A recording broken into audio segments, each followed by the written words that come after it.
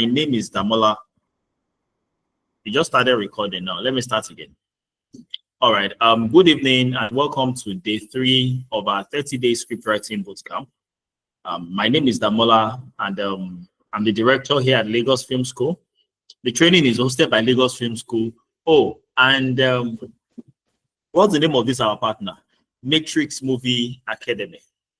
Okay. So the program is organized primarily by Lagos Film School, but we're partnering with a sister school, Matrix Movie Academy.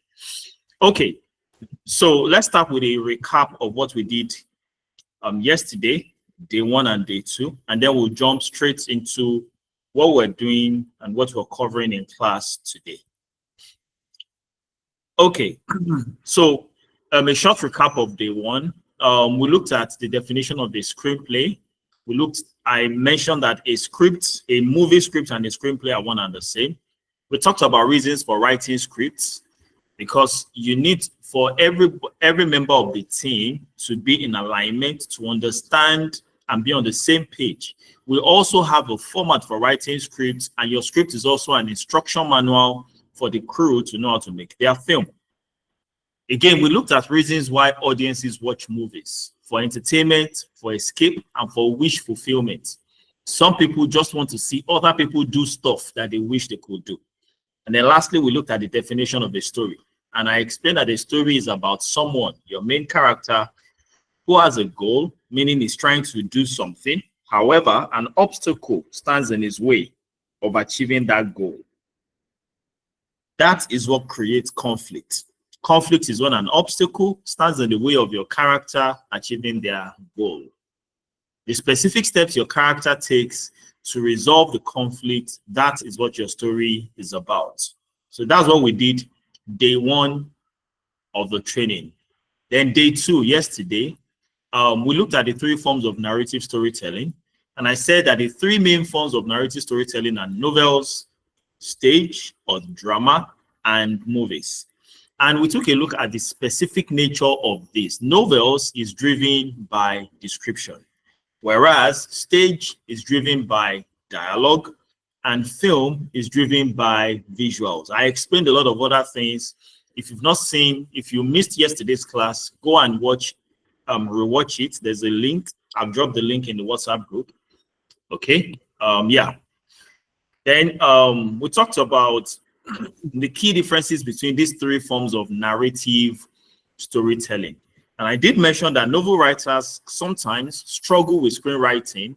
Why? Because there's a shift from description to visual storytelling, which they're not used to. They are used to describing, which is what novels call for, but films require visual storytelling. Stage, on the other hand, stage playwriters often bring excessive dialogue to film, which results in talky movies. I mentioned lastly that if you're converting a novel to a screenplay, this was a question somebody asked: how do you convert a novel to a screenplay? You should find a way. Find is IND. You should find a way to show or to convert internal thoughts and emotions into visible actions and situations. Why? In film, you are always thinking along the line of actions and situation. It's visible action that you can see your character take and situations. That's what we do in film. We don't do description. We don't do too much of talk. Okay. And then I did a bit critique of Nollywood. I started by acknowledging the achievements and contributions of those who've gone ahead of us. Although I did criticize the industry for its reliance on stage play and novel writing techniques, meaning it's either too talky, or it is too descriptive.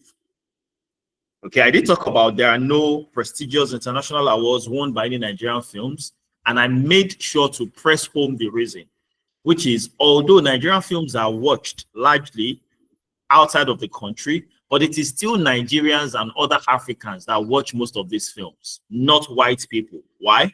Because they can't really relate with our films. Why? Because although we call these things film, but they are more like stage plays or novels, they don't feel like films because there's a way a film ought to be written. And that's why we're in class, to learn how scripts, movie scripts, screenplays ought to be written so that your script can relate with any audience globally. Okay, in closing, I did mention that film is about storytelling. The core message is to prioritize showing over telling in screenwriting. Focus on creating believable worlds and engaging audiences through what? Actions, visual actions. And with that, we come to a close on the recap segment of the class. That's a recap of day 1 and day 2. And now let's settle down on what we're learning today, day 3 of the class. I want to believe we're all still on the same page. Yeah? No questions, nothing whatsoever. Should we continue? Any questions or should we proceed?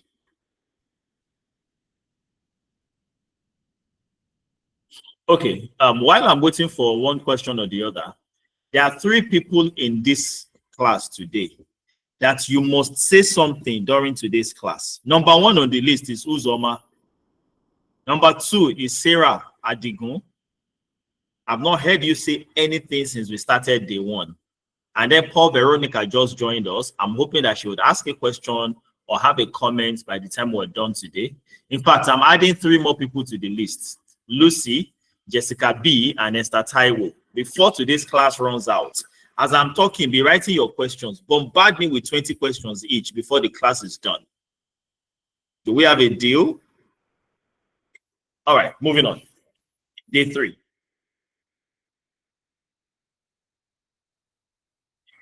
So let's start with categories of films. How can we look? Let's look at the different ways we can categorize films. Okay, so films can be categorized in multiple ways depending on their characteristics. Let's start by characterizing movies by duration.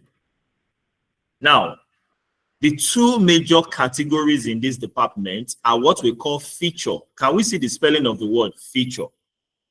Feature films and short films. Any film that is less than 40 minutes is considered a short film. And any film that is longer than 60 minutes is considered some people call it full length, but it is actually a feature. What did I call it? A feature. Now, there's one problem Nigerians have.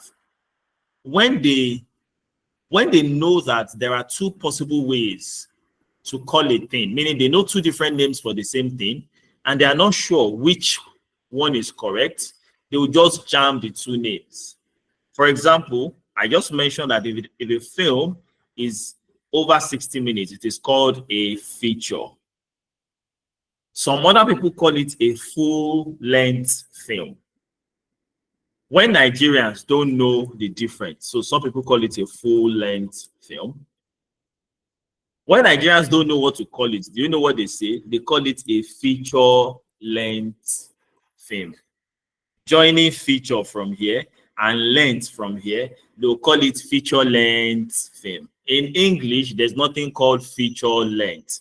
Feature or full-length, they mean the same thing. Do we get that? All right, so feature. So let's stick to that word feature. Feature is a better name to use to describe films that are longer than 60 seconds in duration. Features. Next is your short film. A short film is typically less than 40 minutes. In fact, most short films are less than 20 minutes.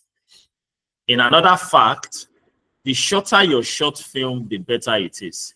You're better off doing a 2 minutes, 3 minutes, or 5 minutes short film than doing a 20-minute short film. Let me say that again. If you'll be writing or making a short film, you're better off writing a very, very short film. Some people call them micro short films. Films that are like 60 seconds, 2 minutes, max 5 minutes long. And the reason is simple. Let me look at our faces when I'm saying this. So, when people sit down to watch a film, when people want to watch a film, there's a certain mindset they come to the table with. If it's a full-length film, a feature, You will calm down. You will probably get popcorn. Whatever it is, you know you'll be here for the next 1.5 hours. So you settle down. If you have control, you might even go to the restroom to ease yourself first before you start the film. Am I speaking to somebody? Have you ever settled down to watch a full-length film before? Yes. So you condition your mind to understand that I want to watch a long film. Yes. However, most short films, you find them online, whether it's on YouTube, whether it's on Instagram or on TikTok. And this is how your hand is. Let me see the finger. It's the finger I want to show. This is how your hand is when you're watching. After 10, 15 minutes, if you don't like it, frown. You don't swipe. You have swiped to the next video. Am I speaking to somebody? People are not patient with short films. People are patient with feature films. That's just the way the mind of an average human being is wired. If you know it will take time, you will calm down. If you're not expecting it to calm down, and if you're not expecting it to take long, you'll be impatient. That is the reason why I'm in a bus. I'm looking for something short to watch. I now see your short film, 20 minutes. Down, we'll go watch them. I don't swipe to the next shorter thing. Do we get this? So when you get an assignment to write a short film, please don't write a 15-minute short film. Most people will not watch it. The shorter your short film, the better it is. Oyebuchi, your hands are raised. Do you have a question?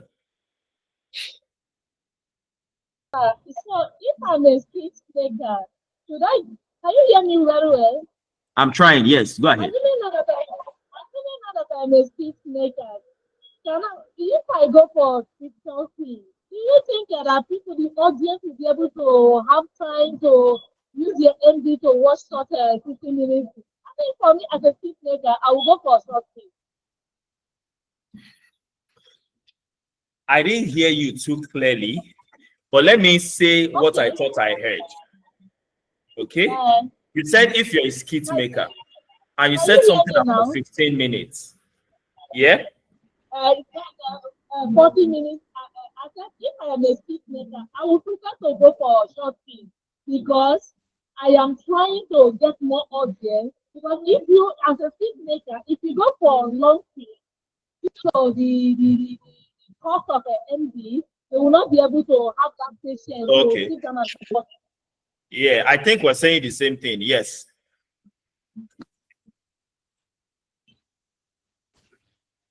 Oyebuchu, I think we're saying the same thing, which is, if I get you right, you're saying that you rather do a short skit rather than a long skit, because most people will not use their MB to watch a long skit. Shebi? Yes, sir. Yes, sir. Then we're saying the same thing. Yes, I agree with you. Let me see the comments. Okay, Lucy, you said deal. Okay, so I'll be expecting your question. Esther Taiwo, I'll be expecting your question.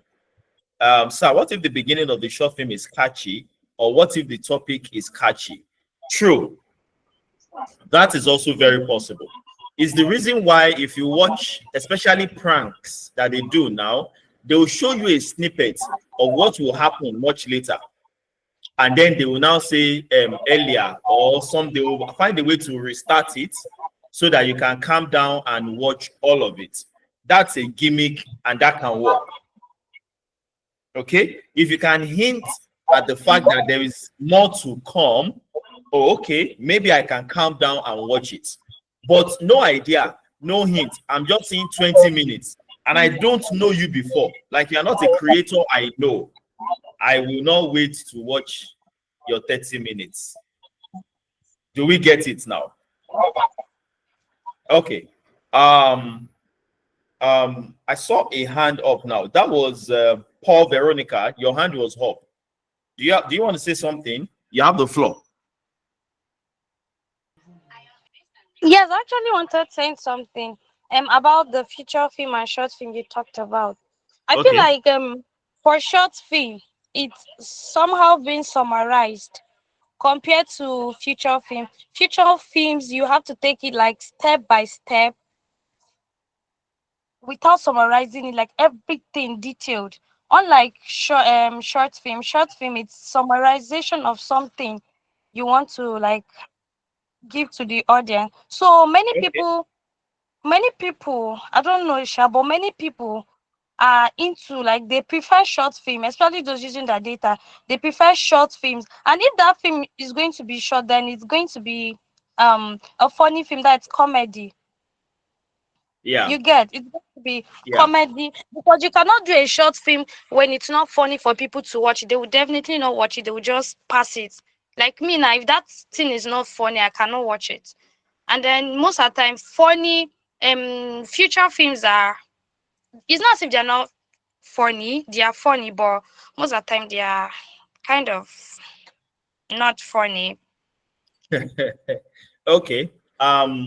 So since what should I call you? Paul Veronica or Paul Veronica?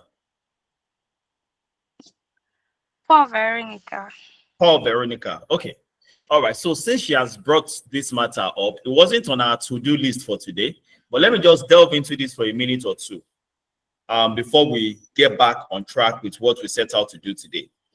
Esther, what if the beginning is catchy, okay? Or maybe educational? Okay. So number one, she says something about if it's a short and it is funny, maybe people will watch. However, if it's a short film but it's not funny, chances are people might not watch it. Okay. She also says something about feature films and that not so many people watch feature films. So here's the drift. If you, maybe I should just do that. If you load up any Nigerian, how do you say this, Nollywood channel um on YouTube. Let me do that. Let me share this. Okay. So you can also, I'm on YouTube. Can we all see that?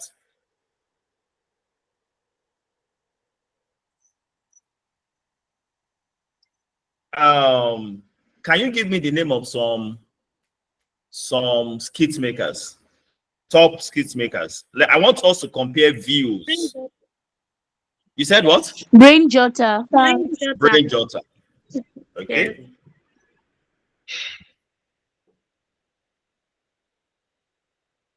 Okay. So Brain Jota. At an average, let's look at how many views he gets on his videos. You can all see the screen, yeah? Okay, so he has 1 million views on this one, 832,000 views on this, 556, 1.7 million, 1 million, 2.4, 1 million, 3.7, 4.3. So I think we can say at an average, he gets about 1 million views on his videos. Yeah? Can we agree on that? Yes, sir. Yeah. Okay, name another skit maker. Shanks. Oh, Huh? Glimmer. Who is that? Spell Shanks. it, please. Shanks. Glimore. Did I get the spelling? Glino. It's Gil. P No, it's G. G It's high Glee. You hill. don't know High Glimmer. hill. Yes, thank you, Gil. Gilmore. Yes, thank you, Precious. Is that an N or an M? M for material or N? M for material. Okay, M for material. All right, so Gilmore.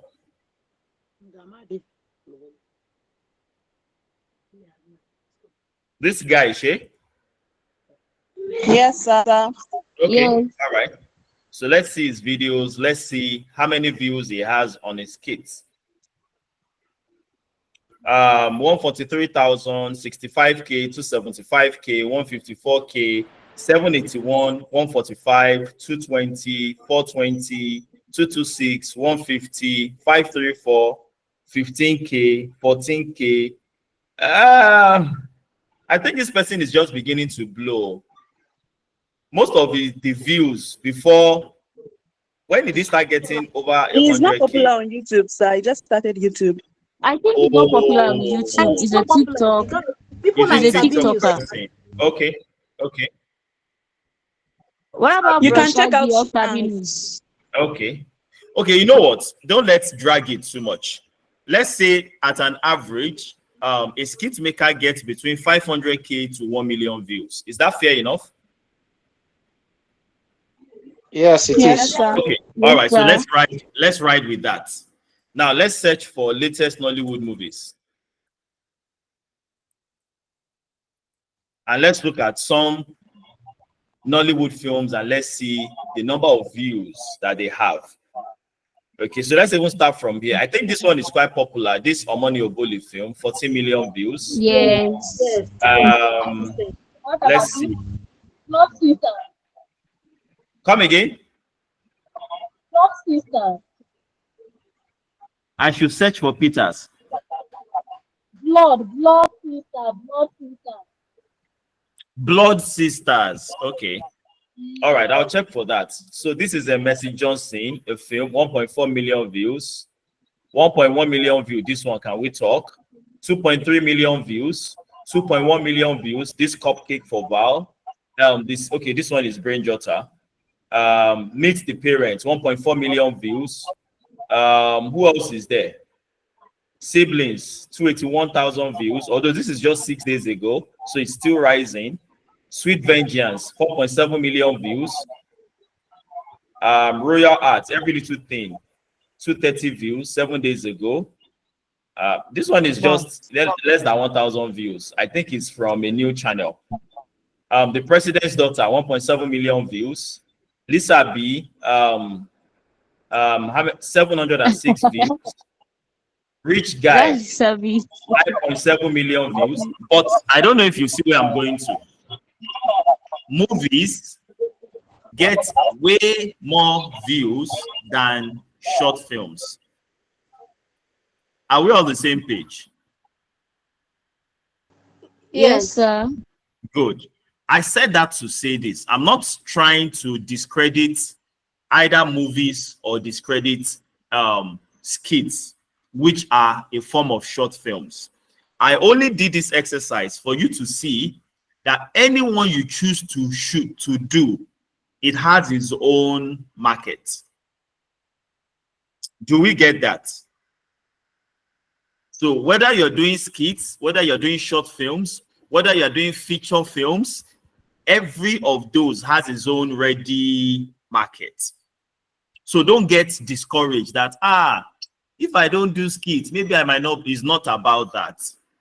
Choose what works for you, what you're comfortable with, what you can get a market for, because there would always be a market for your product. So let's move away from that. Okay, I think I've made the point I wanted to make, which is that skits, short films, feature-length films, they have their market. Anyone you want to do, stick to it. All right, let's get back to class. What of podcasts? So, everybody, Nigeria is a pure water country. Whatever Mr. A is doing and is successful, everybody wants to jump on it and do their own. That is the case of the podcast. Everybody now wants to do a podcast. And if there are too many podcasts, guess what will happen? Nobody will have time for podcast again. Do you get it? Okay. Now, while podcasts are not narrative films, meaning it is not directly under our own, under the purview of this class, but myself, I get inside the mix of podcasts a little, so I have an understanding of how these things work. And your podcast will most likely not blow, except you are extremely controversial, except we know you before now, or except you can use money to advertise and push your very controversial podcast. If you don't have those three ingredients, don't bother with a podcast. Don't. How about inviting celebrities, sir? Well, if you're going to invite celebrities will come only if A, they know you before now, or B, you are paying them to show up. And True. it will make sense if C, there is some controversy to them showing up. Do you see that all those three criteria I counted is still is still a factor. We should know you from somewhere. You should have done something that we know you with. B, what was the second thing I said? Whatever. I don't forget the list. I'll go and watch the video. I'll watch the video to remind myself of what I said. Okay. So, but again, if another thing with podcast is right now, you might have your own audience. For example, you're in school and in your department of about 200, 300, 400 people, most of them know you. And then you start a podcast. And then when I say they know you, I mean they know you and they root for you. If you were to start a podcast, chances are 100 to 200 people would watch your podcast. You are on the verge of getting successful. Do you get that? But imagine if even you don't know yourself. Do you know that's a thing? That even you don't know yourself. Like if you yourself, if you do a podcast, you will not watch your own podcast by yourself. How much more get friends and family to watch the podcast for you? Okay? If you're that kind of person, you might have a passion, but please calm down with that passion thing. Passion is not everything. You know what? The greatest lie they told your generation, they started from my generation. For me, I didn't buy into the lie. But the greatest lie they've told young people is that passion is everything. Let me tell you this today. Hear it. Passion is nothing. What did I say? Passion is zero. Passion can't put food on your table. Passion can't get you to where you want to get to. In fact, the person who's being gimmicky will succeed faster than you are being passionate. Let me explain. A lady comes to me and she says she wants to start content creation around environmental issues. I'm like, wow, beautiful idea. She's very passionate about it. And after we were done discussing it, because I also counsel, I do like some form of business counseling for people. And when we were done looking at how beautiful the idea is, and then I told her to calm the F down.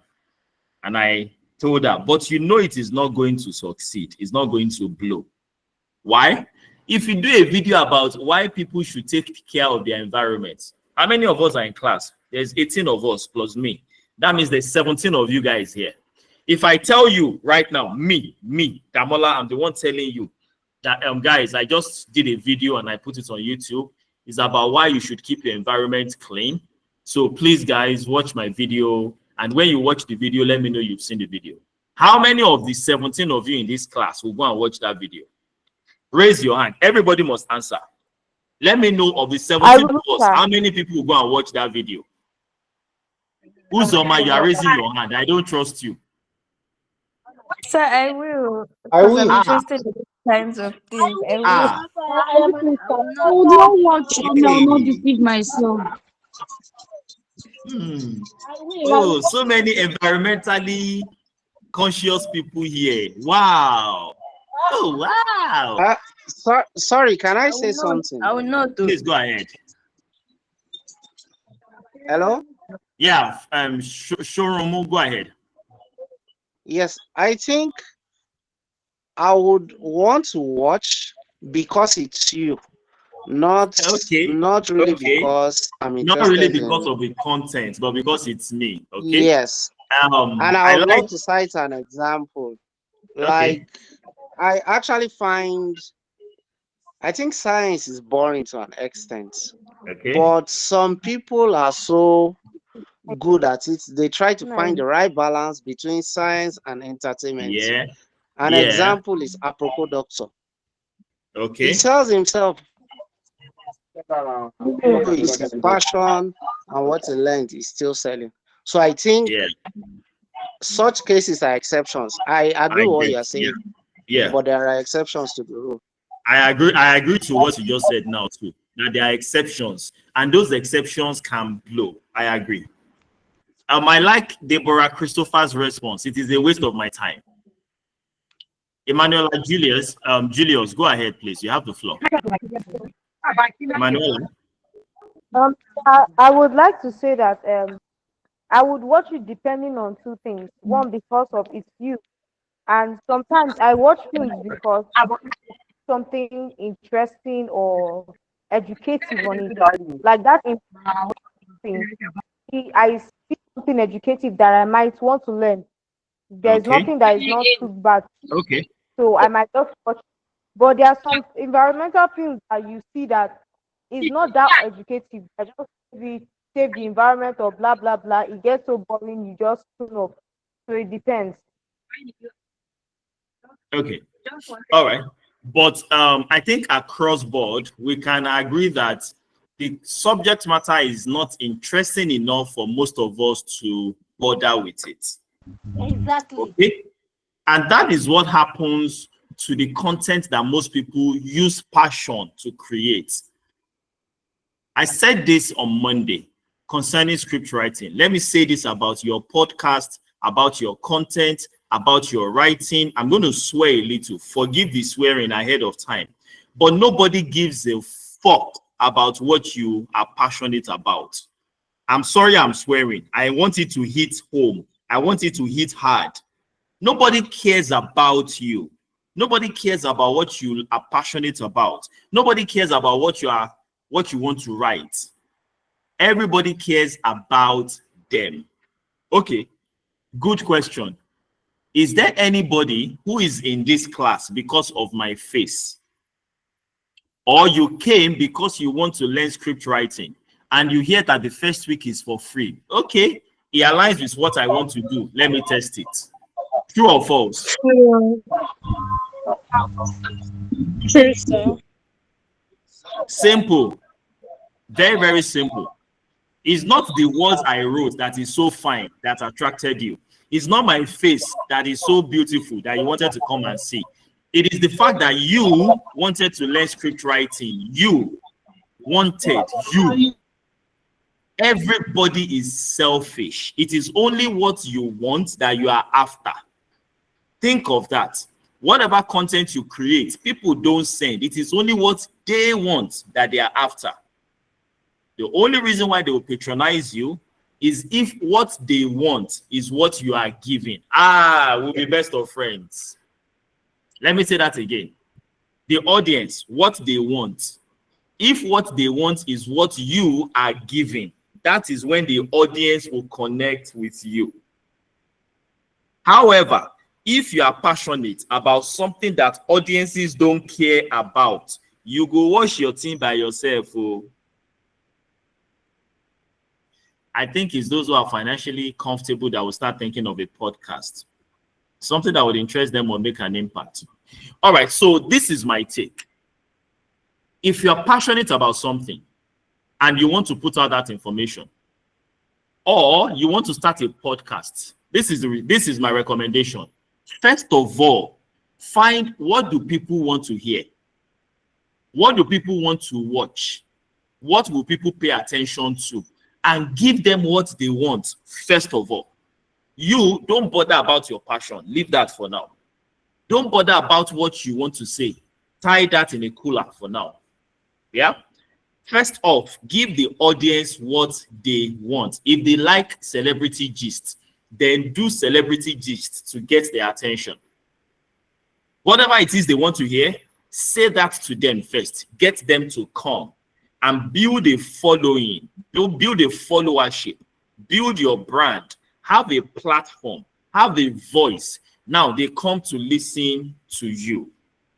At that juncture, you can now choose to now be saying what you're passionate about. You can now choose to say what you wish to say. At that point, they will listen to you. But we don't know you. We don't know who your papa be. And then you come and you're lecturing about something about climate change. Like, what the I beg. Nobody wants to listen at that junction.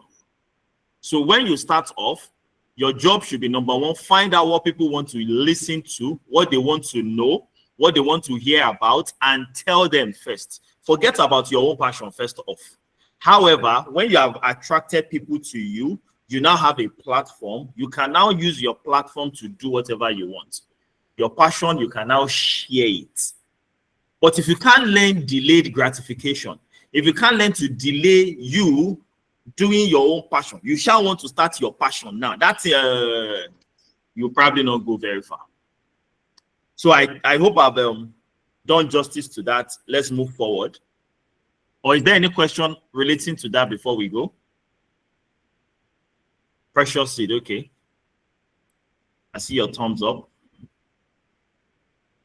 Okay, all right. So we're on the same page. Let's move on then.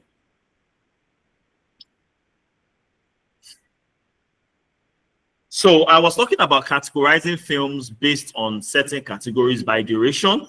I showed us feature films and short films. Now, you know there is also television, TV series or web series. For that, we can split them into serials and episodic. Let me explain the difference between the two. An episodic TV series is one where every episode is self-contained, meaning, let me find an example. Most sitcoms are episodic. Whatever starts in this episode ends in this episode and does not carry over to the next episode. Meaning, even if you don't watch episode 1, episode 2, you start from episode 10, you will still understand what is going on. A lot of crime and investigative drama series are like that.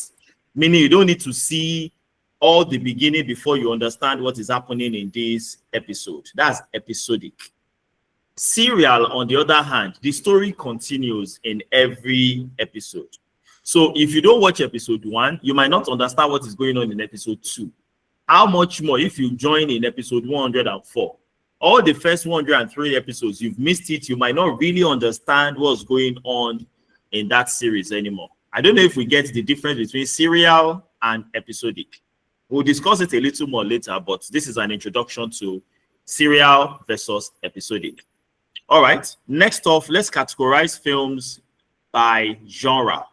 By the way, that word is pronounced genre. How did I say that word is pronounced to? Genre. Genre. More like this. Genre. Something like this. Although the J is more like a than a J, but either ways, genre. Genre. Okay. Somebody wants to what? One told me that it's pronounced genre. It's genre. Yeah, there are Just different ask ways Google. people actually pronounce it. Some is genre, genre. It's so funny. I think the correct one is actually genre. We live in a time where information is so publicly available that what's the word? Young people, you guys today should not have problem accessing knowledge. Okay, so should you ever have a problem with a certain word? What did I do just now? I just closed the window I was trying to show. Okay, just a second. Present something else. Google. Okay, so define genre. Can you all see my screen though? Right now I'm on Google. Yeah.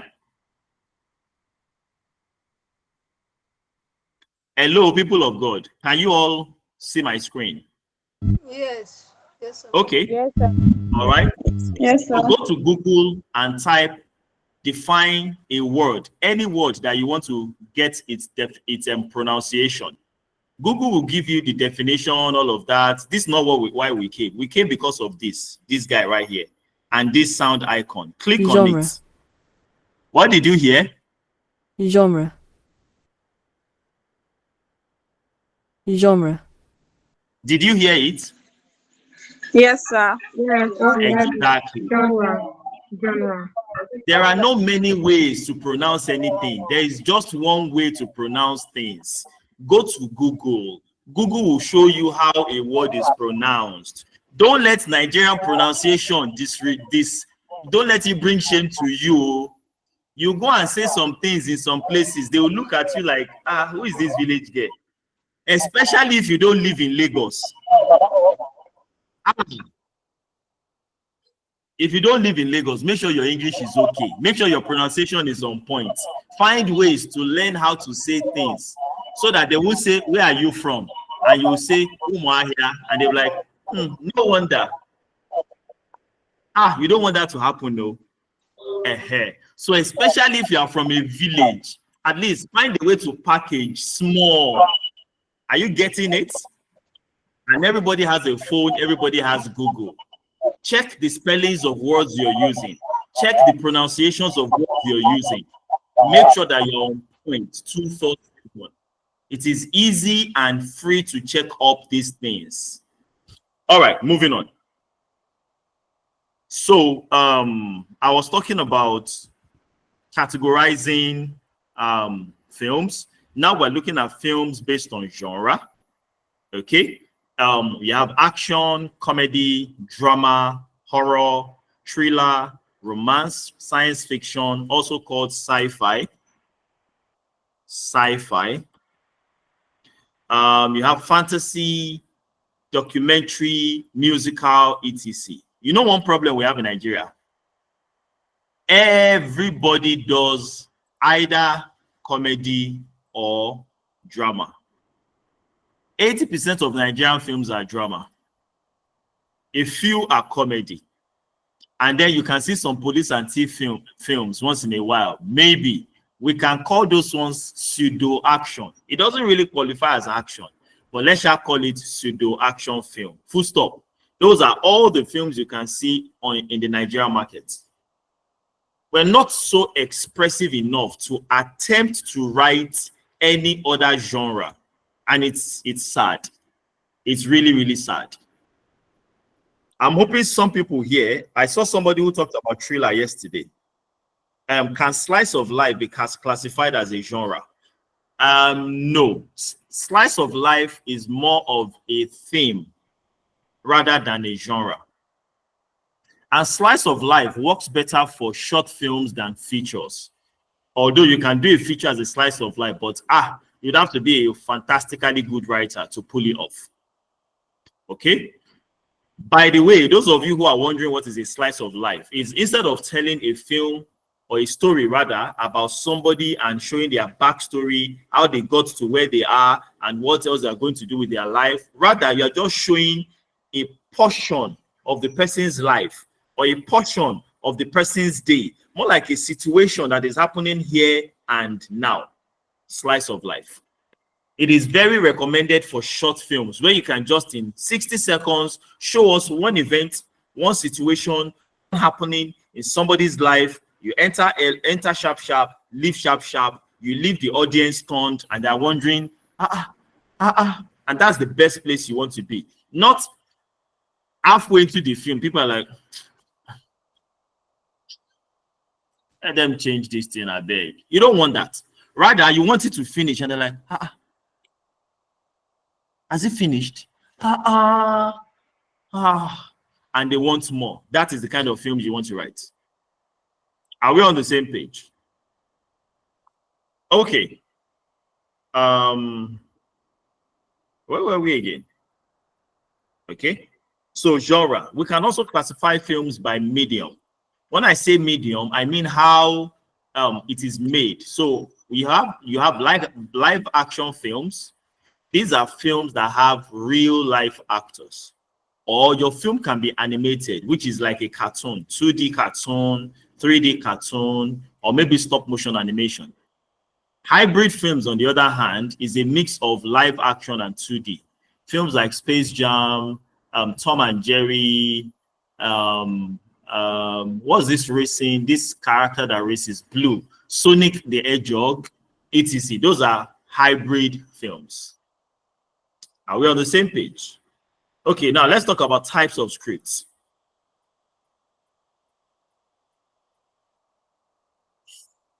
The two most popular type of scripts is one, the spec script, and two, shooting scripts.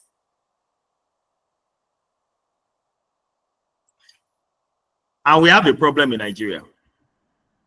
What we should be writing is spec script. What most of us write is shooting script. Hello, somebody. That is one of the other challenges we have in Nigeria's film industry. So what is a spec script? What is a shooting script? A spec script is also called a speculative or a speculation film, meaning is a big grammar. The meaning is very simple. It means you, as a writer, you sit down and you write a script. Nobody sends you a message. That means you are not commissioned. A commissioned script is a script where you get a call and I'm like, write a script for me. I'll pay you so much. In fact, this is advanced. Write a script for me. That's a commissioned script.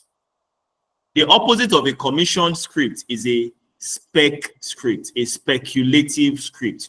You write it with the hope that you'll be able to sell it to a producer. By the way, it is not director you sell scripts to. The director cannot buy your script. Hey, did somebody hear what I just said? Erroneously, people think, writers think that the director is the one that should be their paddy. They think that it is the director that will buy their script. The director no get mouth rich like that. So it is the job of the producer. The producer is the one that has the money. He's the one that's got the bag. He's the one who will buy your script. He's the one who will pay for you. The director might recommend your scripts to the producer, but he, on his own, cannot buy your script. I hope that bit is clear. Who buys the script? The producer. Who should you work with? The producer. Who should you try to curry their favor? The producer. Are you getting it? Are you getting Yes, sir. it? Yes, sir. Or your problems are no say solution na ego. Or is there anybody whose problem cannot be solved with ego? Raise your hand if ego cannot solve your problem, so that we will know whether we want to refer you to a prophet for deliverance. All right, moving on. So, did you get the difference between a commission script and a speculative script? Commission script, you are paid ahead to write the script. Speculative script, you write it with the hope of selling it to a producer. That means that you must write the script. Now, listen, this is where we miss it. You must write the script in such a way that a producer will want to buy it. That means your passion is not what is directing how you write the script. In this industry, forget passion. You write the script because you understand the market, because you understand the producer, and because you know that if you show this particular producer this script, he will want to buy it.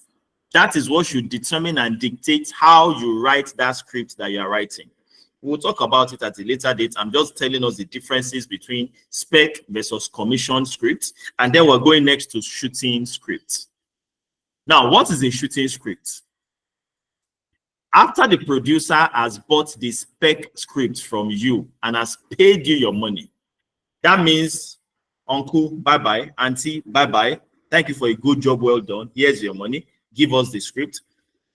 In case somebody has told you that after you sell your script, you can be on location when they shoot, you should go and slap that somebody. Nobody wants you on set when you're shooting. Nobody wants you to come and be supervising your scripts to make sure that they shoot it the way you wrote it. Who are you again? I don't understand. Who you be? Once you sell your script, forget about it. Whatever they do with it, none of your business. You have sold your rights to whatever happens to the script. Moving on. So after the producer buys the script from you, the producer and his team sit down and they agree on how they are going to shoot the script, especially with the director. And the director will now write camera angle.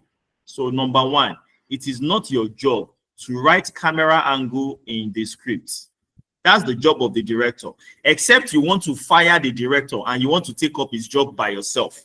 If that is not your plan, then don't write camera angle or camera direction in the script that you write.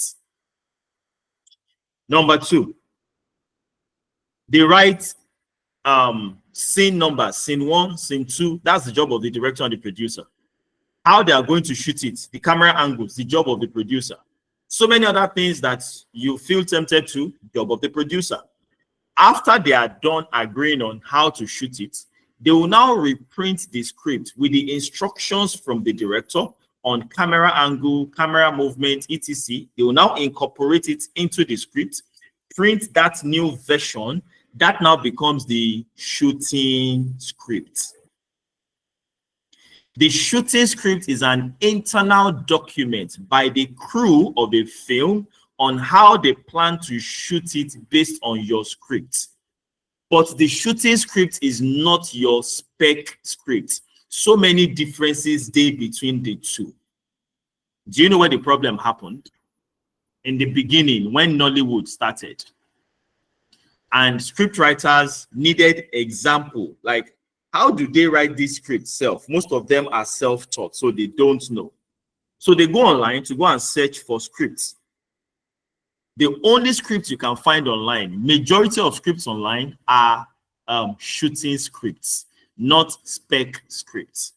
So they take the shooting script, read it, assume that is how a script ought to be written, and they use that as the template to write their own script.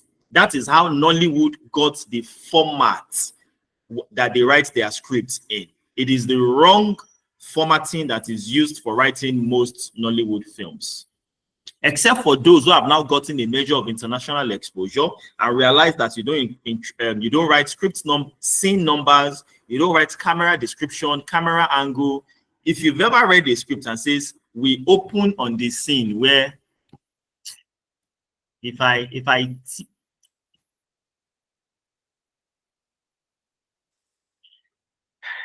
okay, so I hope that is clear. When we get to how to format a script, you look at the specific ways you're supposed to format a Hollywood standard script. Okay, so I've made the distinction between a commissioned script and a spec script, and I've also made the distinction between a spec script and a shooting script. I hope that is very clear, because those are the major form of scripts. And what are you writing? You're writing largely spec scripts. All right, let me attend to questions. Francis Olufemi, in my opinion, I think there might be screenwriters who write other genres, but most producers and directors are not open enough to give it a try. You're right. You're correct. Esther Taiwo, more like editing. I'm not sure I got the question. I'm sure you'd have asked this at some point. I'm not sure I get the question though. Deborah, Christopher, how do scriptwriters get involved to work with the director as discussed in the first class? On small productions, writer and director don't even work together. On some major productions, after you've written the script and they have paid you for the script, the director might have questions, or the director might have things he wants you to include in the script or remove from the script. So he would write what we call a director's notes. He might ask questions like, so how did Femi find the money? Maybe somewhere along the line you say Femi hammers. How? So you might be a director who is finicky about showing processes, what leads to what that leads to what.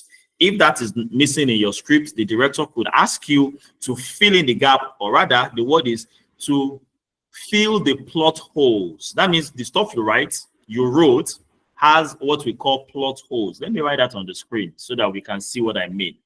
Let me write it somewhere here. Plot holes. Plot holes are when the plot you have written has what we can call mistakes, or it is not clear enough, or we can't see how point A takes us to point B.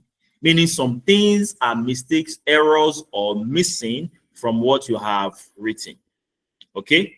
So in that case, the director might write notes and send it to you as the writer for you to make adjustments and make your script clearer, easier to read, or just fill or correct all the plot holes. So I hope that answers the question. I didn't do, I'm waiting for your question though. What's my first name again? What's my first name? Uzoma. Yeah, Uzoma. I'm still waiting for. Oh, okay, so you've asked a question. Yes, I've asked a Slice of question. life. Okay, okay. It's not. I'm not satisfied. Ask more questions. Yes, I will. All right, all right. Moving on. Yeah. So let's move on from types of scripts. Then you have television scripts. TV scripts are written a little different from movie scripts. Still the same, but because sometimes we shoot multi-cameras. No, not sometimes.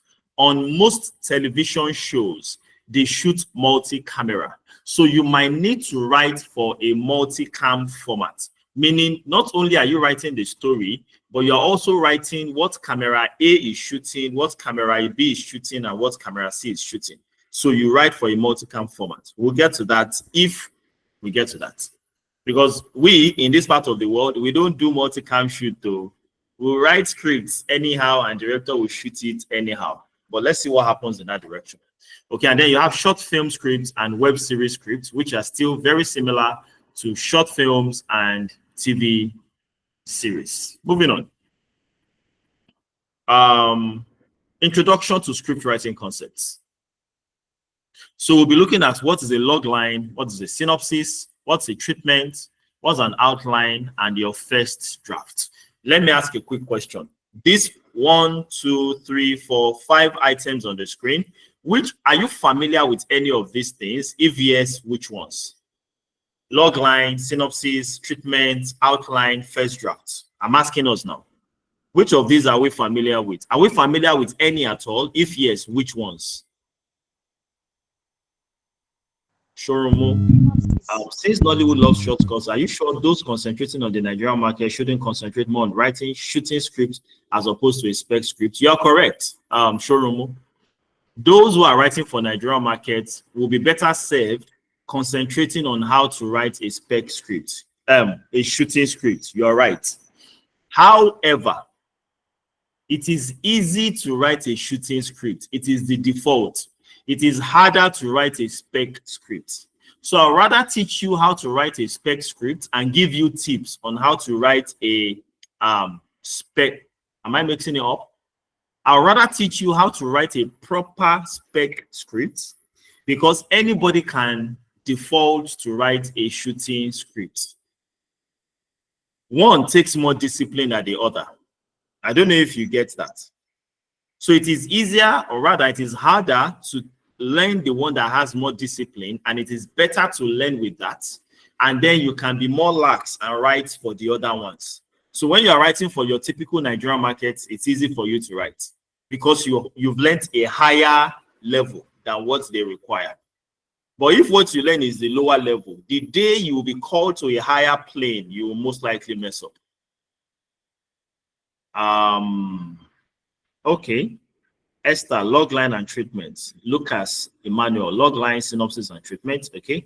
Deborah, Christopher, synopsis, I think is an introduction to a story. Okay. Emanuela, Julius, I've heard of synopsis, but my knowledge on it is minimal. All right. So let's jump into these things. Let's start with the logline.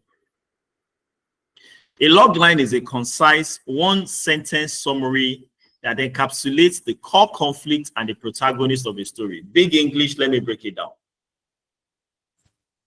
First thing to know about a log line is that it is a one-line, maximum 2 sentences summary of your story. But it is not just any summary. There are certain things that must be in your log line. A, it should introduce us. I ate beans, so I'm gassing like no man's business. Forgive me.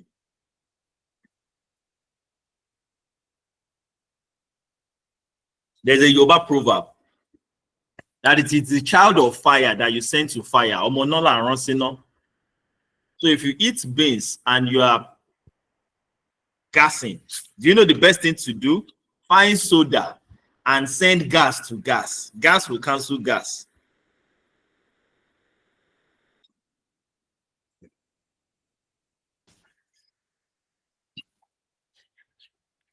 Because if you drink soda, you just belch at once. So most of the gas you want to, you just, tip.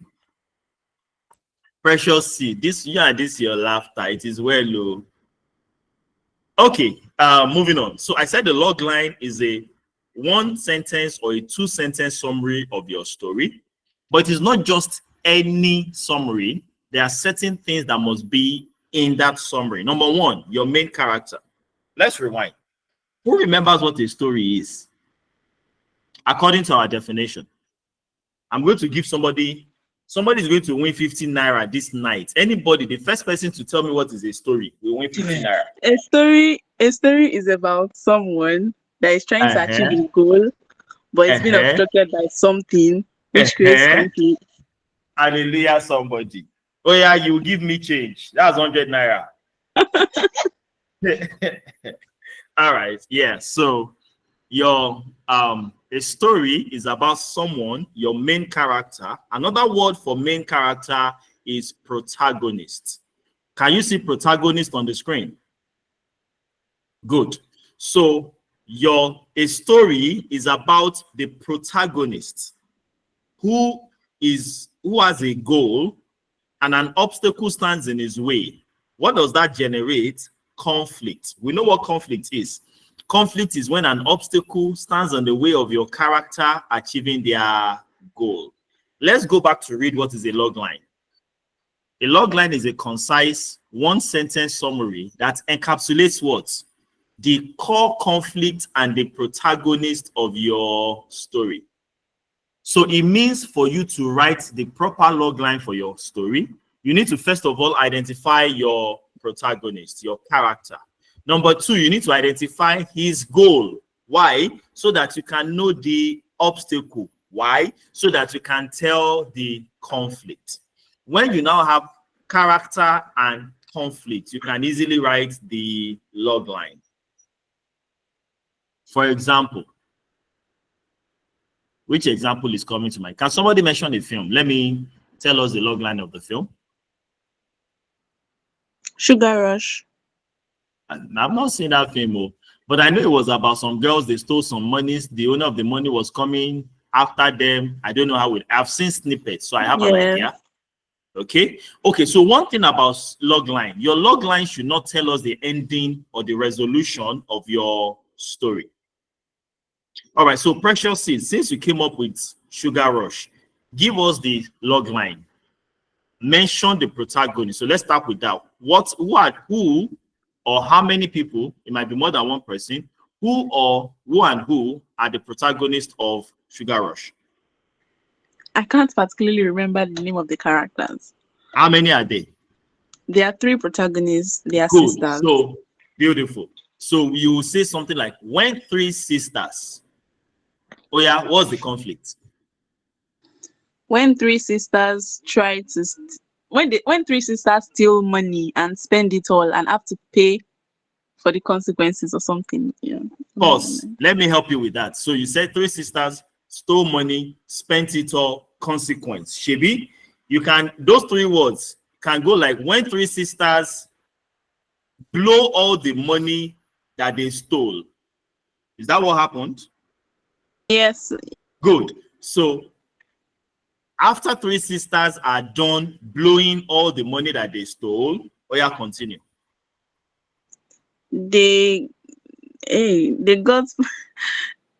were found out or tracked down. Mm-hmm. And they had to pay the consequences for their actions. Okay. By having to steal for someone. Okay. So when 3 sisters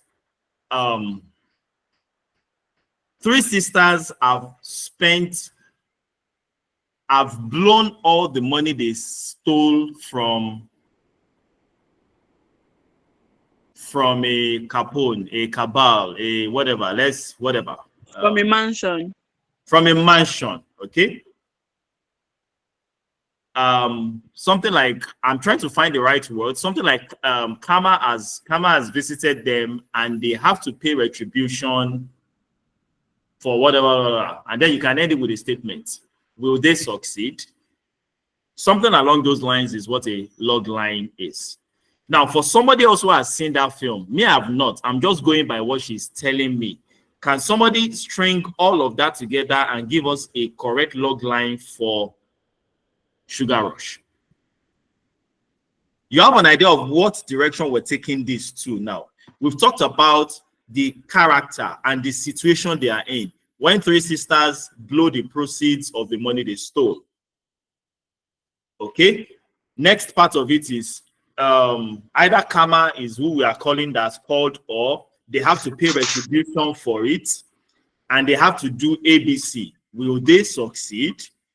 That's more or less the log line. So can somebody string it together and give it to us? While we are thinking of it, Esther Taiwo, I have not seen 7 Doors. You seem to have seen it. Now, come up with a log line for 7 Doors based on this that I'm giving us of how to approach writing a log line.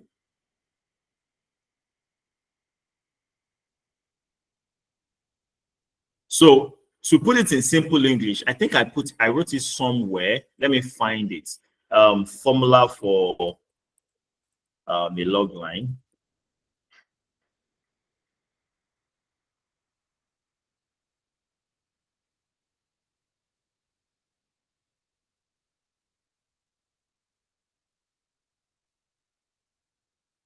Okay, let me put this here. Okay, I'm guessing we can all see this, yeah?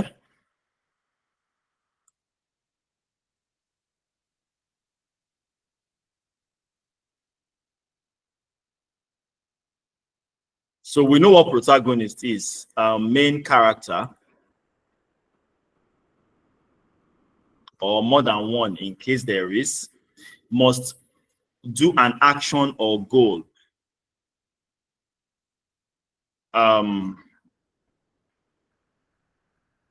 overcome obstacles. This is quite, the only thing that might be strange to us here is this word, inciting incident.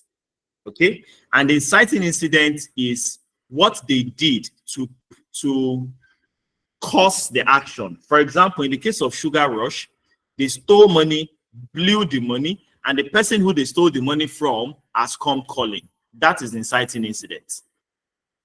Do you understand what I just said now? So if we were to use this formula, how can you come up with the log line for, okay, Precious Seed, for Sugar Rush? 3 sisters steal money and spend it all, yeah? Karma visits them by having them go into the lion's den. Will they come out alive? Hey, yeah, so sweet. While this is not exactly everything that happens in the film, but this is very, very close. Before we go on, did I mention that a log line serves 2 purposes? Because this will help us to write log lines. The first purpose a log line serves is to be a selling tool, a tool to use to sell your script to the producer. Number 2, it is supposed to be a tool to use to sell the film to audience to come and watch. It is doing those 2 things, and it must fulfill those 2 conditions. So let me explain. A producer wants to make a film that can make money. Yes or yes? So he's looking for a film idea that the moment I hear the idea, I know instinctively whether this idea can command audiences to come and watch it. So your producer is also thinking like an audience. If he hears the log line, does it ginger me to come out to go and watch the film? If yes, then your log line is working. If it can ginger audiences to come, it would also ginger the producer to want to buy, although there are some other conditions. Producer will now think, is it the kind of film I make? Go and check. Producers that do romantic films, most of their films are romantic films. Producers that do thriller-ish kind of films, e.g. Kunle Afolayan, their films always have an element of thriller to it. Producers that do comedy, e.g. Jennifer, Funke Akindele, most of their films would have a twist of comedy to it.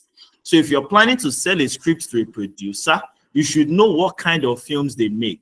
You can't write a comedy for somebody like Kunle Afolayan, who most of his films are a little serious drama, but with a touch of thriller. Am I making sense to somebody? Yes, sir. Okay. All right. Stephanie, for Sugar Rush, after three sisters squandered a huge amount of money they stole. Okay, now this is kind of more specific. They had to face the music when they were caught. Will they be able to survive the consequences? Beautiful.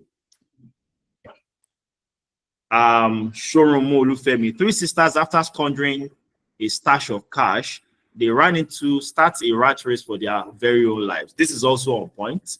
I think I've read Precious Seed's own. Okay. Lucas on 7 Doors logline. A village is in need of a king, and they contact a rightful heir to the throne, but he can't successfully rule the kingdom without knocking on the 7 doors, which serve as an obstacle to the king. All right, so Lucas, let's discuss this. I've not seen the film. I've seen snippets of the film. I've seen the trailer. This speaks to it. However, it is the order and the structure of what you have written that is not making it enticing enough. Remember, the goal of a log line is to be enticing enough for me. It should ginger me to want to watch that film. If not, your log line has failed. Are we getting this? So, Lucas, I need you to rework this log line in such a way that it would ginger people who read it to want to go and watch the film. Or if it's a producer, it will ginger me as a producer to want to buy this script. Because I know that if I make it into a film, audiences will come and watch it. Are you getting it? All right. So before we move on from logline, do we have any questions? Are we clear? Do we get the concept of the logline now?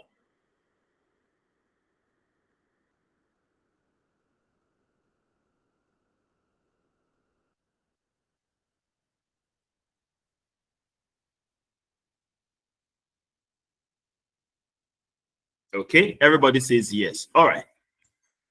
Okay, so let's move on. Next is the synopsis.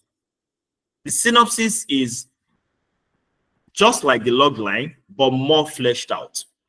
So a synopsis is a brief paragraph length overview of the story, outlining the main plots and character arcs. So let's come to Lucas. I'm coming to Lufemi. I'm not sure I get your question, but let me speak to Lucas first. So you see what you have here, Lucas, sounds more like a synopsis than like a log line. Okay, so the synopsis can be when a village is in need of a king and they contact a rightful heir to the throne. Sadly, he cannot successfully rule the kingdom without knocking on 7 doors. And then maybe 1 or 2 sentences, and then you end with this, that it serves as an obstacle to the king. And this will fly as a synopsis. Okay?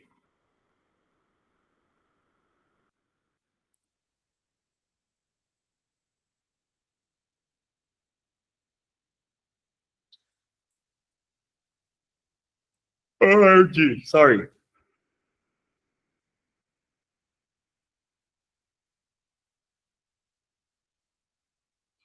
So a synopsis gives much more information than a log line. Now there's a small problem.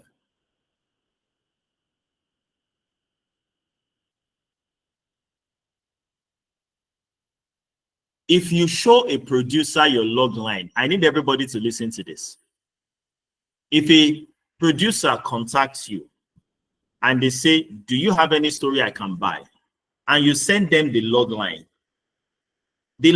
is not enough for a producer to steal and make a film out of it. It doesn't mean that your log line is not, it doesn't mean we can't steal your log line.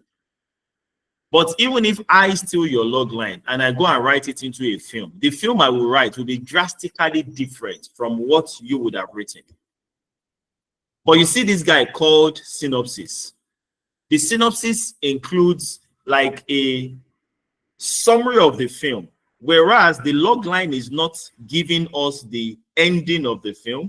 It might mention the conflict, but it does not tell us how the conflict will be resolved. In the synopsis, you probably will mention the bad guy, who is the bad guy, what the bad guy did, and how the good guy overcame the bad guy. Such that with the synopsis, I can take your synopsis and what I will write will be 50% close to what you would have written. Are you getting this? Summary is, don't share your synopsis except you have come to some measure of conclusion with the producer. It is easy to steal your synopsis and write something close to the final film based on the synopsis. Shonyewa. Yes, sir. Good. A treatment is like when you write the log line, the synopsis, and you put finishing touches to it. That's the treatment. So it's a detailed prose document that expands on the synopsis, describing the story's major scenes, the characters, and the overall tone.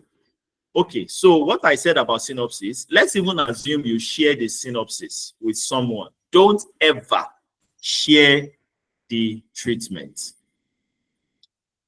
And then the outline. The outline is an internal working document. You know, like when we're doing mathematics, when you do the working of your, how you got to the answer, a lot of times they don't need you. If it's OBJ, we don't need to see how you got the answer. We only want to see the result, Shebi. But you might still need rough sheets to work out the equation before you get the answer. You see that equation that you wrote down, that is your outline.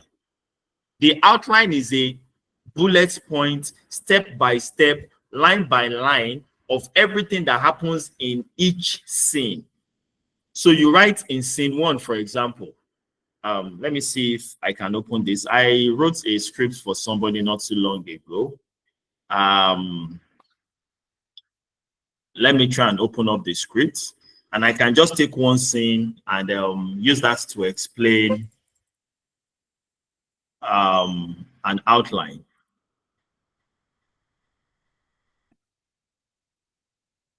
Okay.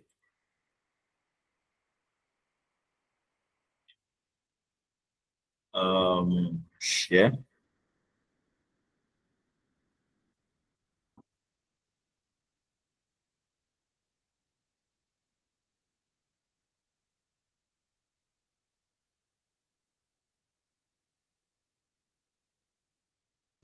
Okay. By the way, I use Celtics to write my scripts. Final Draft is the industry standard for writing scripts, but Celtics is free. So I use Celtics, not because I want to, but because this is what I recommend to students so that you don't have to be looking for Final Draft up and down. What Final Draft can do, Celtics can do even better. Excuse me. Okay. Yeah, and since it's free, it's easy to download, it's affordable to get. Why not if not? Okay, so let's read this first scene together. It's a little longer. Are we there? Yes, sir. We're a little past 9:30, but let's do this. Let's do this. So you have INT nightclub night. Okay, I think I can increase this. Yes, so that it's easier to read. So you have the booming bass. Booming bass vibrates through the smoky strobe lit club. The hair is thick with sweat, desire, and desperation. This is not the final script, is it? Oh, far from it. This is not it. This was when I was still doing play. There are like about 4 revisions after this. Let me see. Where is the final script? Give me a second. Give me a second.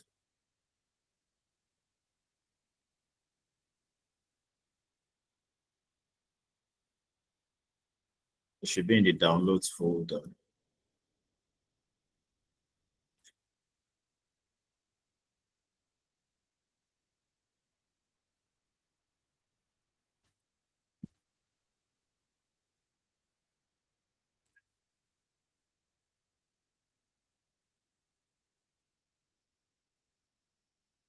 Coming up, Saved by Grace. Found it. Saved by Grace final.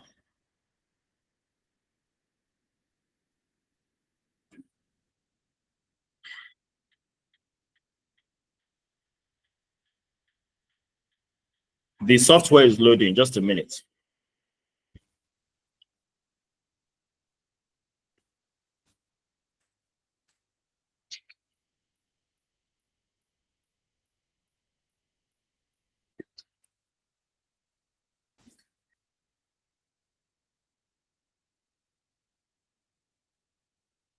Okay.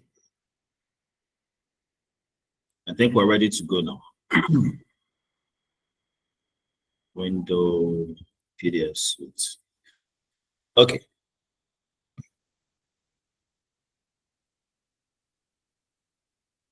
Is it showing now? Yeah, I think so. So it's Saved by Grace, blah, blah, blah. Yeah.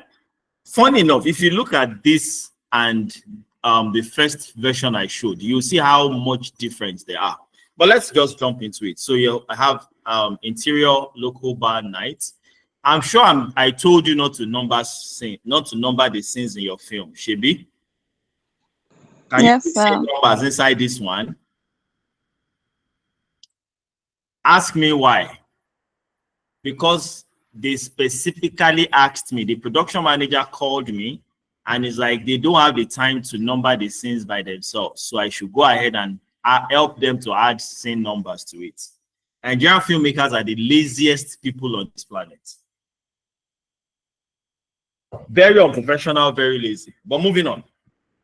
Adenle B25 moves with fierce energy. She stands up on her seat and dances to the music.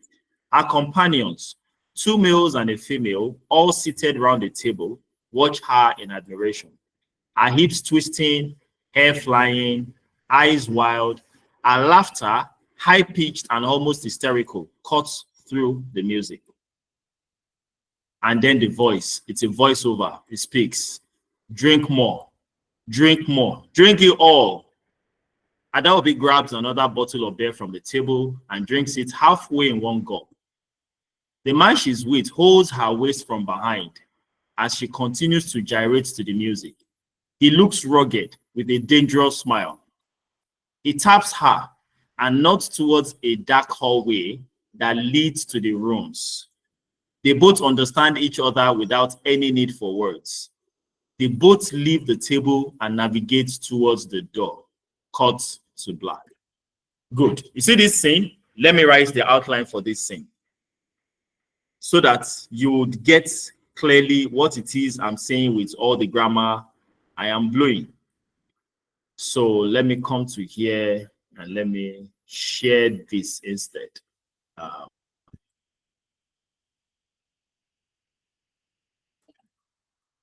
Okay. So this is what my outline for that scene would look like. I think her name is Adenle, yeah. Adenle, I'll write it as a bullet list. What's all this showing here? Normal text. Aha, there. Okay, so Adenle is dancing in the club. Do we call them her colleagues, the people she went to the club with? Somebody help me with the English for that. Club mates, her flex mates, her waka mates, whatever. You say? Huh? Cruise. I didn't get that. Cruise mates. Cruise. Oh, sorry.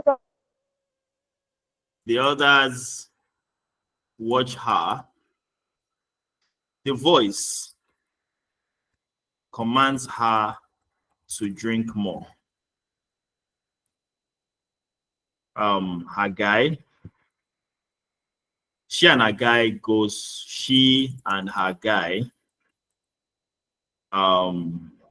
leaves for the hotel room. Okay. I think this is a summary of that scene. Let's read the summary again, the outline again. Adenle is dancing in the club. The others are what is this? The others are watching her. And somebody couldn't tell me that I have written mathematical English. The others are watching her, and then the voice commands her to drink more. She and a guy leaves for the hotel room. Okay. But yeah, let's go back to the script and see how it translates to this. Where is it? PDF suit. So let's read this again. Adenle moves with fierce energy. She stands up on her seat and dances to the music. Her companions, 2 males and a female, all seated around the table, watch her in admiration. Her hips twisting, hair flying, eyes wild. Her laughter, high-pitched, almost hysterical, cuts through the music. The voice, dark and ominous. Drink more, drink it all. I'm trying to do voice acting small, don't mind me. Adenle grabs another bottle of beer from the table and drinks it halfway in one gulp. The man she's with holds her waist from behind as she continues to gyrate to the music. He looks rugged with a dangerous smile. He taps her and nods towards a dark hallway that leads to the rooms. They both understand each other without any need for words. They both leave the table and navigate towards the door. So let's come back here. Does the outline is the outline a summary of this scene? Yes or yes? Yes, sir. Do you understand now? Yes. So what you should do when you're writing a script is you write like a line by line of everything that will happen in each scene. Is the easiest way for you to be able to tell your story without first of all typing out everything. So my recommendation, write the title of the scene. Scene 1, write the outline. Scene 2, write so that by the time you're done, you can actually see your film flow in simple English from beginning to the end. It's easy for you to see if it is working or if it is not working. If there are mistakes, if there are plot holes, etc., it's easy for you to identify all of that early on before you start typing. You know why? It is so hard to correct a finished script. It is difficult to even read a formatted script compared to reading an outline. So always make sure you finish the outline for your film before you start scripting it full blow. Is somebody getting what I'm saying? If this is the only thing you take from this class, believe me, you are doing well. Make sure you do a thorough outline for your script before you start writing the screenplay, writing the dialogue, typing out how everything will flow.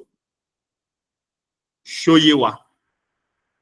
Okay, so this essentially is what I set out for us to do today. I think we actually finished today's what's it called? Outline, the outline for today's class. This is where it was supposed to end. It was going to end on full first draft, where the first draft is the first version of your script.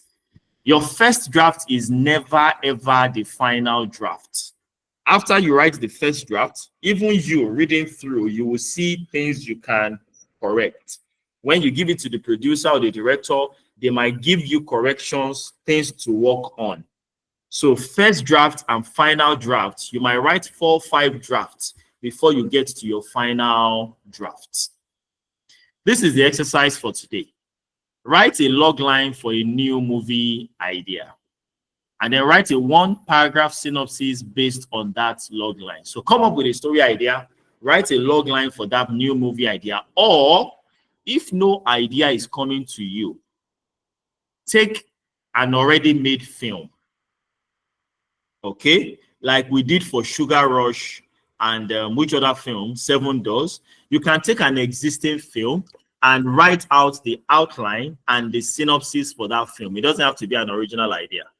I would expect you to submit it in the WhatsApp group by 12 noon tomorrow, your synopsis and your outline, either of an original idea or of a film that has already been made. Are we there? Do we all get the assignments that we've been given? Okay. All right. So I expect submissions by 12 noon tomorrow. Any questions on what we've touched on today, or maybe even any random question about script writing as we start to wind down for the class today?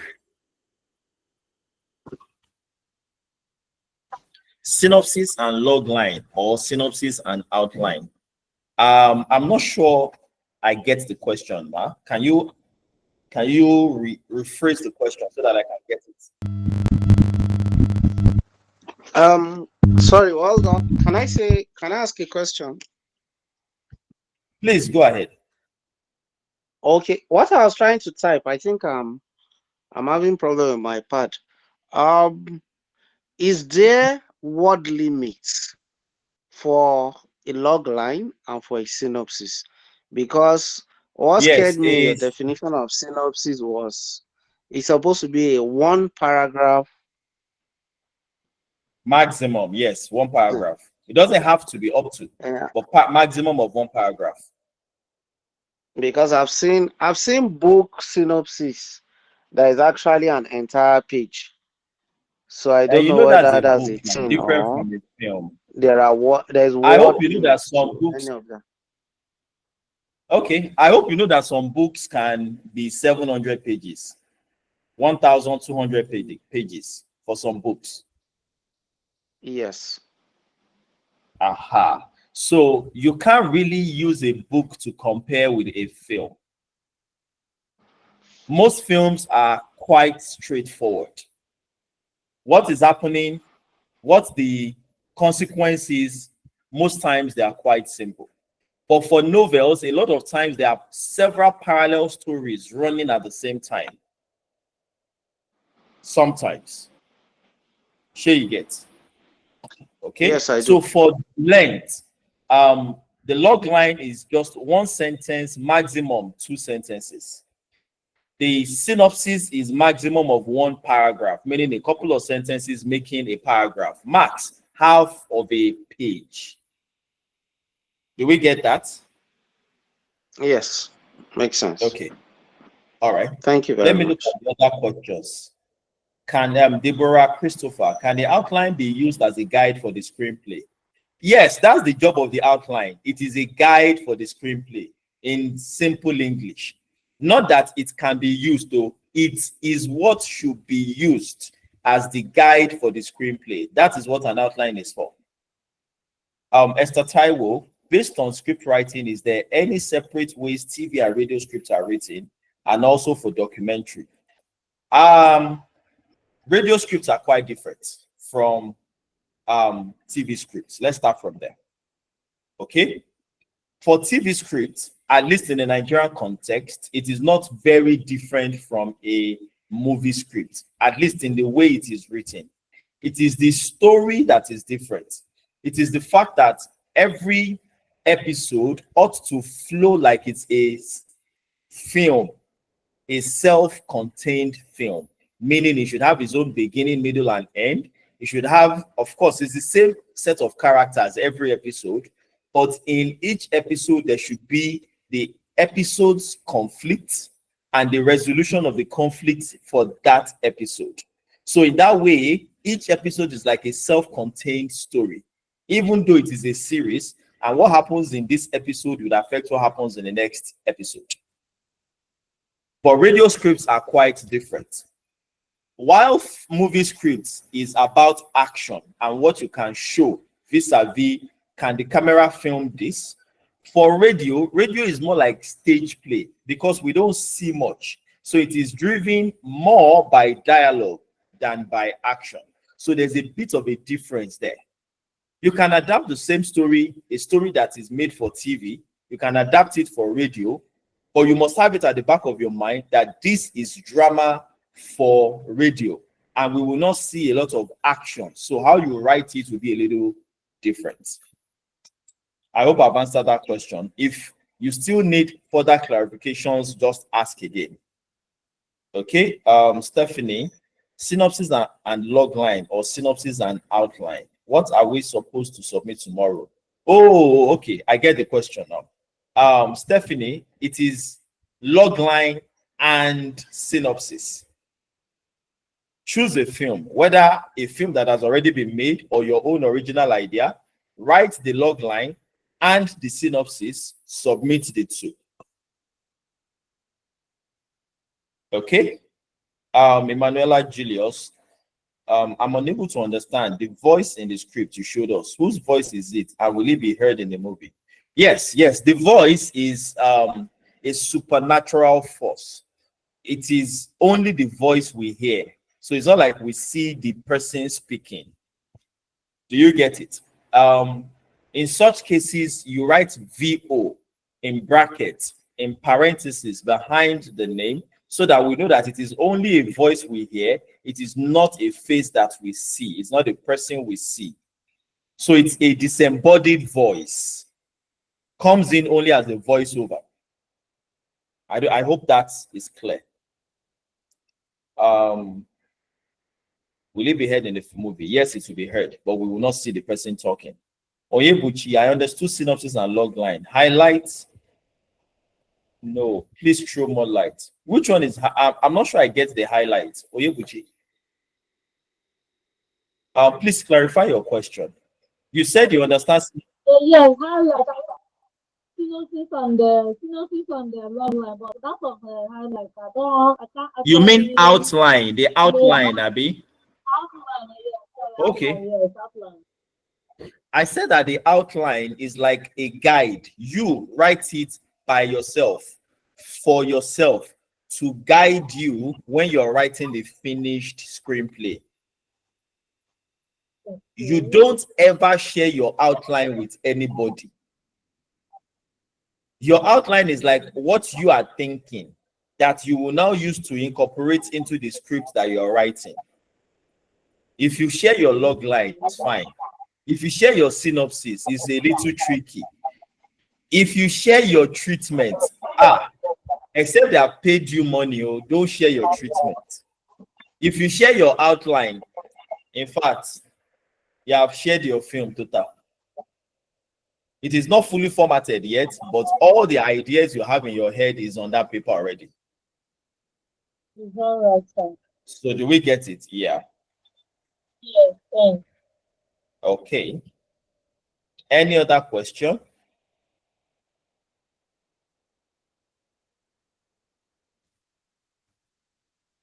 Uzoma, any question? Esther Taiwo, you've asked only one. No, sir.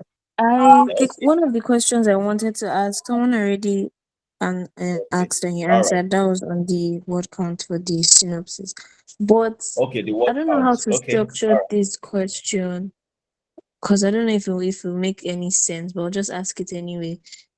Shoot. From what you explained, the synopsis is more like a detailed description of the story development, but does it necessarily have to, how do I explain it? Like, does it necessarily have to like give a full explanation of what the film is about? I don't know. And that's the job of the. That's actually the treatment, not the synopsis. Treatment and outline, yes. Synopsis does not need to have every detail of the story in it. I want you to view the synopsis just like an expanded log line, just as if you add 2 more sentences to a log line. That's your synopsis. Thank you, sir. You're welcome.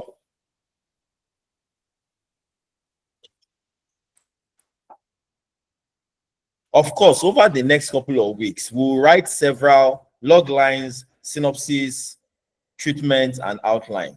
Several.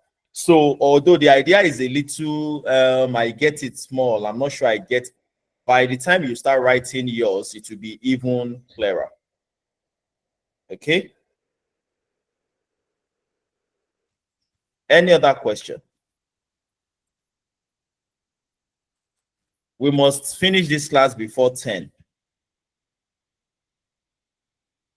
This is 5 minutes to 10. And the last person in the class today will pay 50 naira fine.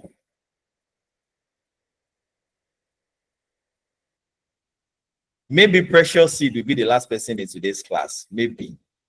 So that you, when you pay the fine, it will balance out. Me, I'm owing you 50 naira right now. Maybe when you pay 50 naira fine, everything will just, account will just balance.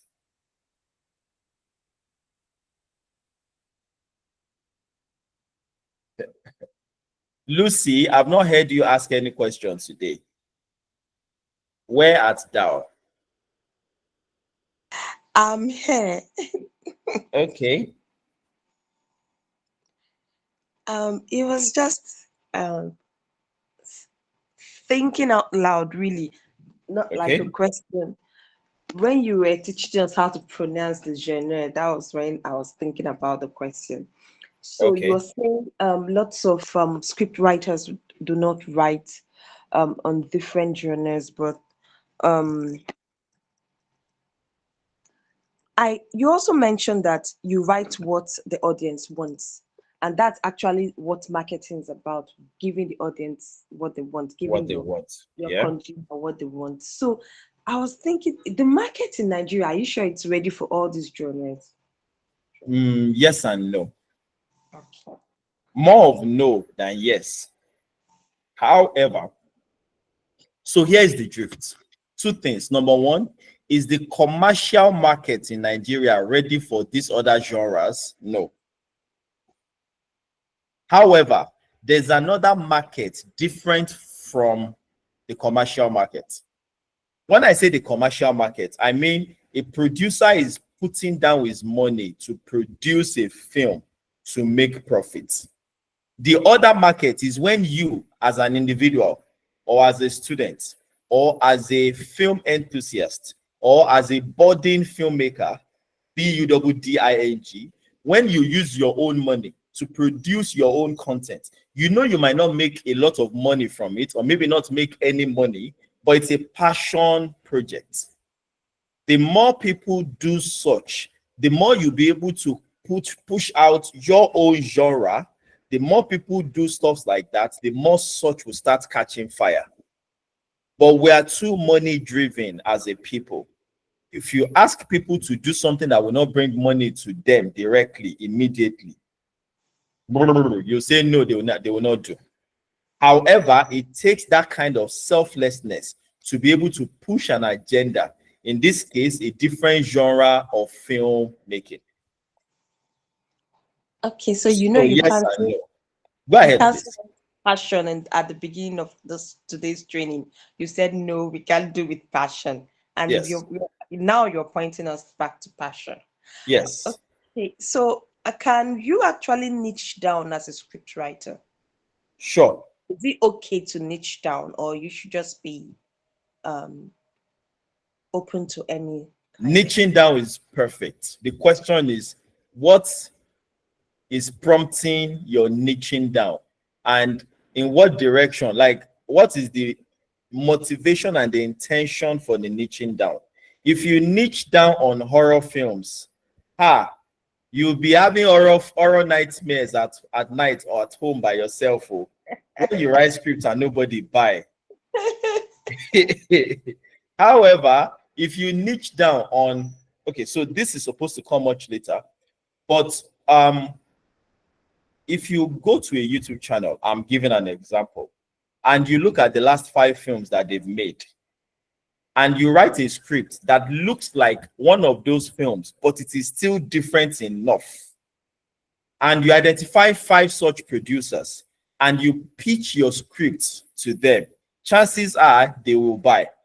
Chances are you have found a niche of individuals you can write for, sell your script to, and they are open to the material that you have written. Do you see what motivated and prompted me to settle for that niche now, whatever the niche is? Different from I sit down, I'm like, passion, sci-fi. There are no sci-fi films in Nigeria. So I'll be writing science fiction scripts that I will find a producer to buy. They play. Okay. Do you get it now? So should you niche down? Yes, sure. But what should drive that niche that you want to focus on? Make sure it is market driven. For personal projects that you are not expecting money from, you can go wild. Okay. But do you see the difference between the two now? When I talked about passion, if you're doing something from passion, don't expect money from it. Oh, I will support you on that. It's fine. But you should also realize that there should be the monetizable part of your craft. For the monetizable part of your craft, passion should not even be a factor. But for self-fulfillment part, for I just want to do this project, I want to put it out there. I know a couple of guys who shoot, like they are just upcoming filmmakers. One of the guys, a director, I want to write this script for him. I'm not going to charge him. I just want to write it for him. I know he can shoot it. Passion project. In any genre you love, go ahead. But guy will be saying, is still a find where to find the next bread. And then you now want to go and do write sci-fi for him to shoot. He go, look the script, look you. Look the script, look you. Mr. Ma will be say, na skit, they shoot. They collect 20K for 3 episodes. That's how he's been eking out a living. You now want to give him science fiction that it might take him even 5 days to shoot. And he knows he's not going to make one naira from it. And it's not passion driven. You will collect his show. I was just going to say you did speak Yoruba today. Yeah, so I hope it's clear now, yeah? Yes, thank you. Okay, you're welcome. I've done my deal. Sure, you have. I owe you 50 naira too. Abby, 50 naira for meeting your own end of the bargain. Why is it just 50 naira this time around? You send what do they call these guys now? Korea. Pickup guys to come and pick your 50 naira. Thank you. It's only 1.5. They won't collect more than 1.5, 2.5 to come and pick your 50 naira.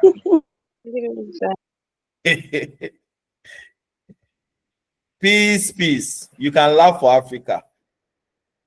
You are precious seed. Jesus Christ. I said this class must not exceed 10 o'clock. This is 3 minutes past 10. Oh yeah, let's go, Mo. Ileya.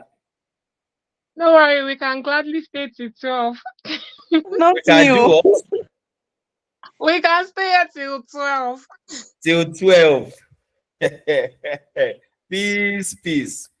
Don't let's stay here till 12. Some people still have to cook for their husbands tonight. Tomorrow morning, so I have materials to read up this night. It's all right. It's all right. All right, guys. It was a pleasure having you come around. Thank you very much for being in class. I hope you enjoyed yourself. I hope we're getting better as script writers. I hope this training is, having some measure of impact. That is the goal. I hope the goal is getting achieved. Yeah, tomorrow is another day. Let's meet by 8 p.m. tomorrow. Remember to submit your assignments in the group by 12 tomorrow. A log line and a synopsis, either of a film that already exists or an original idea that you are coming up with. Yeah, so see you tomorrow. Lucy, thank you. Stephanie, good night. Thank you for coming to class today. Showroom Olufemi, Onyebuchi, Deborah Christopher, Emanuela Julius, Esther Taiwo, Juliet Dauda. I didn't notice you at all. Okay, I saw when you came in. Okay, true. Lucy, Matthew Precious. I didn't hear you cough at all in class, Matthew Precious. Peace, Eluchi, Precious Seed, Adebomi, Stephanie Enenta, Oyebuchi, and Uzoma. Thank you guys very much for coming to class today. See you tomorrow. Thank you and God bless. Good night. Good night, sir. All right, good night. Good night. As usual, the link to day 3 will be posted in the WhatsApp group. So by the time you wake up in the morning, you should find the link. So should you need to refresh, or if you missed out some parts, it will be in the WhatsApp group. All Sir, right. concerning the assignments, Yeah. do you want it in like a particular format or just as a message?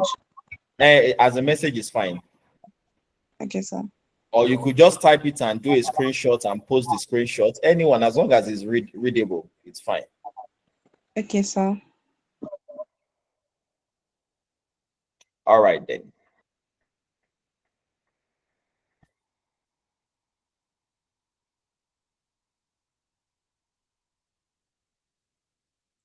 Oh, okay. End the recording first.